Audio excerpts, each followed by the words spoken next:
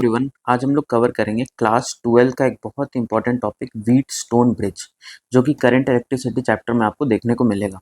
तो देखो इसमें क्या होता है ना कि आपको अगर 5 रेजिस्टेंस दिख रहा हो, जैसे यहाँ पे R1, R2, R3, R4, R5 and कोई भी सीरीज पैरेलल में नहीं दिख रहा है, ठीक है। तो कभी भी एग्जाम में ऐसा क्वेश्चन आए तो एक बार अपनों को व्हीटस्टोन ब्रिज के बारे में जरूर सोचना पड़ेगा कि if we have 5 resistors and no series and parallel, ठीक है।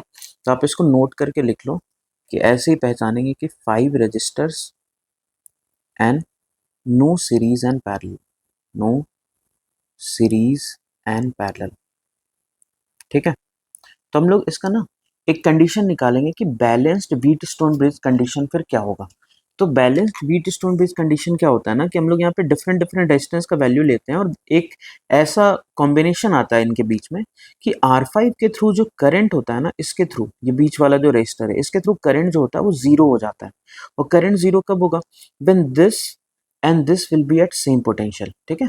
तो हम लोग क्या मानते हैं कि यहाँ पे suppose the potential is x and here also if the potential is x, यहाँ पे क्या मान ले रहे हैं जीरो। तो if it is zero this will B zero, और ये जीरो प्लस वी, तो यहाँ पे हो जाएगा वी और यहाँ पे हो जाएगा वी।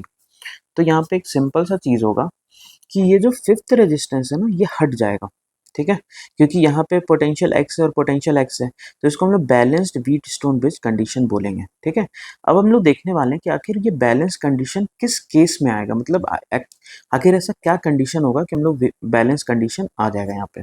तो देखो यहाँ से जो करंट I1 जा रहा होगा वो करंट इसके थ्रू गया, यहाँ पे गया, और फिर सेम करंट इधर की तरफ I1 आएगा, ठीक है।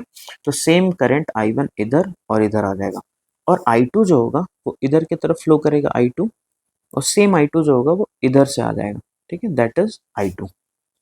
तब हम लोग क्या देखने वाले हैं कि वी विल जस्ट राइट कि I1 का जो वैल्यू है I1 वो कितने के बराबर है।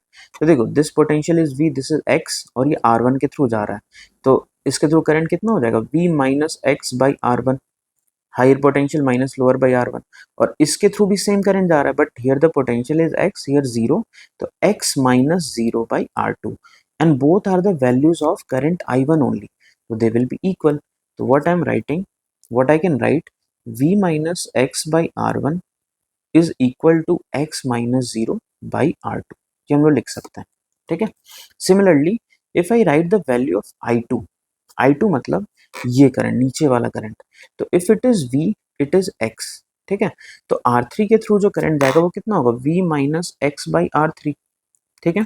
और R4 के थ्रू जो करंट जाएगा that will be equal to x minus zero by R4, ये करंट हो जाएगा। तो what I can write, V minus x by R3 equal to x minus zero by R4। अब इसको डिवाइड कर दो, ठीक है। ये जो वैल्यू है ये दोनों और ये दोनों को हम लोग बस डिवाइड कर रहे हैं, तो क्या देख रहे हैं कि V minus x will get cancel, x will get cancel, यह आ जाएगा R3 by R1 equal to R4 by R2, और क्रॉस मल्टीप्लाई कर लो, तो क्रॉस मल्टीप्लाई में क्या आ जाएगा R2 R3 equal to R1 into R4, this is the value, ठीक है। तो यहाँ पे हम लोग क्या लिख सकते हैं कि ये अगर अपने को ऐसा कुछ कंडीशन मिल रहा है, मतलब कि अगर अपने को क्रॉस ये into this resistance R2 into R3 अगर बराबर आ रहा है R1 इंटू R4 के, तो this fifth resistance will be ineffective, आप लोग इसको हटा सकते हो। हम लोग डेरिवेशन कैसे किए हैं, हम लोग ये माने कि ये इसके थ्रू करंट नहीं जा रहा है तो वो कंडीशन निकाले। अब अगर ये कंडीशन किसी क्वेश्चन में सेटिस्फाई हो रहा है, इसका मतलब current through R5 will be zero, ठीक है। तो क्या हो जाएगा, तो अगर ऐसे केस में अगर हम लोग को इक्विवेलेंट निकालना होगा तो इसको हटा देंगे, तो this two will be in series, this two will be in series, और फिर आपस में वो पैरेलल आ जाएगा, ठीक है। तो आखिर क्वेश्चन कैसा कैसा इस पे आएगा, तो हम लोग कुछ क्वेश्चन करने वाले हैं, ठीक है। तो आप लोग इसको नोट कर लो, फिर हम लोग पहला क्वेश्चन यहाँ पे आते हैं कि यार ऐसा क्वेश्चन आ जाए आर इक्वलेंट, और ये बहुत ही फेमस और बहुत ही इंपॉर्टेंट क्वेश्चन है ये, इंपॉर्टेंट, ठीक है, कि ए और बी के बीच में आर इक्वलेंट निकालना है, ठीक है। तो देखो ए मतलब 1 2 3 4 5 5 रेजिस्टेंस आर देयर, तो 5 रेजिस्टेंस और कोई ना सीरीज पैरेलल में यहाँ पे नहीं दिख रहा है, तो बस अपने को ध्यान में आएगा कि यार ये पक्का फिर व्हीटस्टोन ब्रिज होगा। तो यहाँ का पोटेंशियल को ना मैं ए मान लेता हूँ, ए, ये पोटेंशियल होगा बी, नाउ ये ए है ना, तो अब बस ए इतना पार्ट है, this is A only and this is B only, ये इतना ही बी है। नाउ एक्स जो होगा इसको तुम एक्स मान लो, यहाँ पे ये एक्स है और यहाँ पे मान लो वाई। एक्स और वाई एक्चुअली में बाद में बराबर आएगा, बट स्टिल हम लोग एज्यूम करेंगे एक्स और वाई।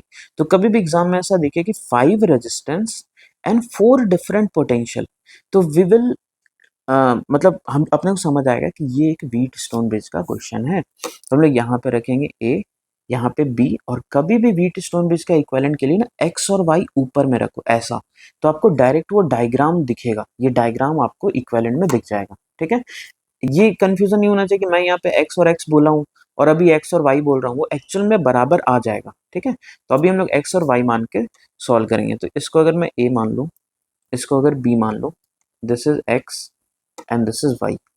ठीक है, अब इसके बीच में ए और एक्स, देखो ये जो रेजिस्टेंस है, this resistance is connected between x and A. ठीक है, तो इसको यहाँ पे कनेक्ट कर दो, this is between A and x. ये जो है ये किसके बीच में, एक्स और वाई, तो it will be between x and y, ये ऐसा कनेक्ट कर दो। ये किस में है, एक्स और बी में, तो you connect it between this. फिर ये किस में है, वाई और बी में, तो ये ऐसा। फिर ये किस में, ए और वाई में, तो ऐसा करके हो जाएगा। ठीक है, अब देखो क्या ये व्हीट स्टोन ब्रिज दिख रहा है। तो अगर सारा रेजिस्टेंस जो है वो आर है, मतलब दिस इज आर, आर। ठीक है, तो क्या हो जाएगा कि ऑब्वियसली अपने को दिख रहा है कि यार ये इंटू ये इक्वल टू ये इंटू ये, तो ये बीच वाला को हटा दो, ये बीच वाला जो होगा उसको हम लोग हटा सकते हैं। तो इसको अगर मैं कैंसिल कर दूं ना, तो व्हाट वी विल गेट, ऊपर का ये 2r जो होगा that will be in series, फिर नीचे का जो 2r है दैट इज इन सीरीज, और फिर आपस में they will be in parallel. तो इसका जो r इक्विवेलेंट आएगा that will be equals to r only, we will get the final answer to be r। तो ये बहुत ही इंपॉर्टेंट क्वेश्चन है। ओके, यहाँ पे आते हैं दूसरे क्वेश्चन में। यहाँ पे बोल रहा है कि यहाँ से कितना करंट जाएगा। तो कभी भी आपको ऐसा क्वेश्चन दिखे ना 5 वाला, तो व्हीट स्टोन ब्रिज का सोचना है। तो यहाँ पे देखो एक रेजिस्टेंस कौन सा हो गया, मतलब one resistance we can say कि this is one resistance, this is second, this is third and this is fourth. Cross multiply करो, 8 into 3 equals to 6 into 4, 8 into 3 वो भी 24 होगा, and 6 into 4 this is also 24। तो ये दोनों अगर बराबर आ रहा है तो ये 5 ओम हम लोग क्या कर सकते हैं, इसको हटा सकते हैं। तो ओवरऑल फिर ऊपर में क्या बच जाएगा, ऊपर में we will have 12 ohm, we are left with 12। और नीचे में क्या बच जाएगा, नीचे में we are left with 9 ohm. ठीक है, और फिर ये ऐसा हो जाएगा, और बस ये 20 वोल्ट के साथ बैटरी, मतलब ये 20 वोल्ट का बैटरी है। अब 12 और 9 का पैरेलल सॉल्व कर लो, तो 12 into 9 by 12 plus 9 will be 21। ठीक है, तो 3 से ये जाएगा 4 टाइम्स एंड 3 से ये जाएगा 7 टाइम्स, तो इट इज 36/7 ओम। तो करंट कितना आ जाएगा, 20 डिवाइडेड बाई 36/7। अब ये जो भी आ जाए that will be your final answer. ठीक है, तो ऐसा करना है। नेक्स्ट ये कर लेते हैं। हाँ, यहाँ पे कि फॉर नल डिफ्लेक्शन। अब नल डिफ्लेक्शन वर्ड क्या होगा कि गैल्वेनोमीटर, ये जो फिफ्थ रेजिस्टेंस रहता था ना, उसके जगह पे हो सके क्वेश्चन में गैल्वेनोमीटर यूज कर ले। तो गैल्वेनोमीटर अगर यूज कर रहा है और उसमें नल डिफ्लेक्शन का मतलब होता है करंट जीरो। तो करंट अगर जीरो हो रहा है तो वही कंडीशन हो गया कि इसके थ्रू करंट नहीं जा रहा है, तो ये इंटू ये विल बी इक्वल टू ये इंटू ये क्रॉस में। अब होगा क्या कि ये जो है ना इस तरफ वाला ये रेजिस्टेंस जो है दो पैरेलल में, तो इसका इक्विवेलेंट क्या होगा, 100R डिवाइडेड बाई 100 + R। बस आपको इतना सोचना है। ठीक है, 100R/100 + R। अब सोचो 100 इंटू 40, ये should be equal to 200 into ये पूरा, क्योंकि यहाँ पे जो रेजिस्टेंस है वो इन दोनों का पैरेलल होगा। तो पैरेलल का इक्विवेलेंट अगर ले लेंगे तो हम लोग ऐसा लिखेंगे कि 100 इंटू 400 क्रॉस मल्टीप्लाई करेंगे, तो it should be equal to 200 into 100R/100 + R, ऐसा हो जाएगा। तो यहाँ से कैंसिल करो, ये 0 0 0 0। ठीक है, ये 2 से और ये कैंसिल हो जाएगा 20 टाइम्स। अब ये 20 से ये आ जाएगा 5, तो इधर आया 5R, तो 100R+R क्रॉस मल्टीप्लाई कर दो इक्वल टू 5R, तो R will be equals to 25 ohm. तो this is the final answer. यहाँ पे R को 25 लेंगे तो डिफ्लेक्शन विल बी 0, मतलब नल डिफ्लेक्शन हो जाएगा। ठीक है, तो ऐसा क्वेश्चन आपको एग्जाम में मिलेगा। ये सारा मैं पीवाईक्यू ही करवा रहा हूँ। फिर यहाँ पे देखो, यहाँ से करंट पूछा है, तो यार इसको आप सॉल्व कर सकते हो। देखो 10 × 3, 10 × 3 30, 6 × 5 30, तो ये बीच वाला हट जाएगा, तो ये बीच वाले को हटा दो। अब ऊपर में क्या बचा, 16 बचा, दिस इज 16, और नीचे में क्या बचा, 8 बचा। ठीक है, ऐसा,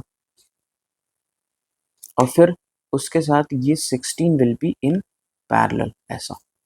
ठीक है, या तो बोल सकते हैं तीनों ही मेरे को पैरेलल में दिख रहा है, क्योंकि ये जो एक पोटेंशियल होगा और ये सब बराबर है, तो 16 भी उसी के अक्रॉस है, 18 भी उसके अक्रॉस है, ये 16 भी उसके अक्रॉस, ये जो 16 होगा। ठीक है, तो इन दोनों तीनों का इक्विवेलेंट आप निकालना, इन तीनों का मैं पैरेलल बोल रहा हूँ।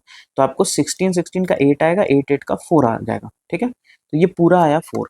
अब इसके नीचे में एक 1 ओम कनेक्टेड है, यहाँ पे देखो 1 एंड इट इज 60। कुछ समझ नहीं आया तो कमेंट में एक बार बोल देना, ठीक है, मैं वहाँ पे एक कुछ हिंट दे दूंगा जिससे आपको क्लियर हो जाएगा। तो मैं क्या बोल रहा हूँ कि इस पूरे का इक्विवेलेंट जो आएगा वो 4 आया। आप ऐसा कर लेना, 1/r equals to 1/16 plus 1/8 plus 1/16, ऐसा करके 4 आ जाएगा। अब जो ये 4 होगा ना, ये यहाँ पे एक 4 है, and this 1, they will be in series because same current will flow. तो आर इक्विवेलेंट सर्किट का क्या आएगा, आर इक्विवेलेंट आ जाएगा 5 ओम। तो करंट जो फ्लो करेगा, current that will flow through the circuit will be equals to 60/5, तो 12 ampere. So this is the answer. ठीक है, अब इतना आपको समझ आया, तो आपको एक बहुत ही सिंपल सा क्वेश्चन मैं दे रहा हूँ, इसका आंसर कमेंट में जरूर बताओ कि अगर इस 5 ओम से कोई करंट फ्लो नहीं कर रहा है, no current flows through this 5 ohm, तो ये x का वैल्यू कितना होगा। क्रॉस मल्टीप्लाई करो, आंसर कमेंट में ज़रूर बताओ। और ऐसा वीडियोस के लिए आप मेरे को कमेंट में टॉपिक बोलो कि किस टॉपिक का आपको वीडियो चाहिए, तो मैं वो ट्राई करूँगा लाने के लिए। ठीक है, तब तक के लिए चलो अच्छे से पढ़ाई करो, बाय, मिलते हैं अगले वीडियो में।